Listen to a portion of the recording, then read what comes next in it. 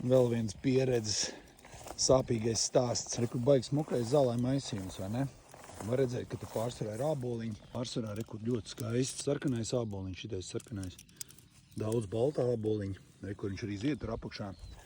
Un salīdzinoši vāja stiebrzāle. Un saimnieks man saka, baigi slikti auga stiebrzāle, labi auga āboliņi, bet nav masas. Visu darījām tā, kā tu teici. Lietojam maz slāpekļa, tikai kaut kādi šeit kopā ir. Tagad ir 2. pļāvums, jau nopļauts, šitais būs 3. Šodien ir 2. jūlijas, starp citu. Un viņš saka, tu jau mums teici, ka nevajag daudz to slāpekli. Es teicu, jā, bet es to teicu par lucernu. Respektīvi šeit labs piemērs. Saimnieks mazliet pārprata, lieto slāpekli maz, te kaut kādi 50 kg tīrvielai slāpeklis, lietot visā šajā gadā. Citu mēslojumu te nav bijis. Šogad zālēs ir sēdz pagājušajā gadā.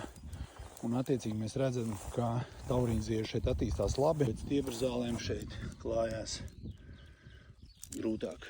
Tāpēc arī virsroki ņēmuši taurīnzieži. Un tāds stāsts par mēslošanu un taurīnziežu un stiebrzāļu maisījumu reakciju uz to.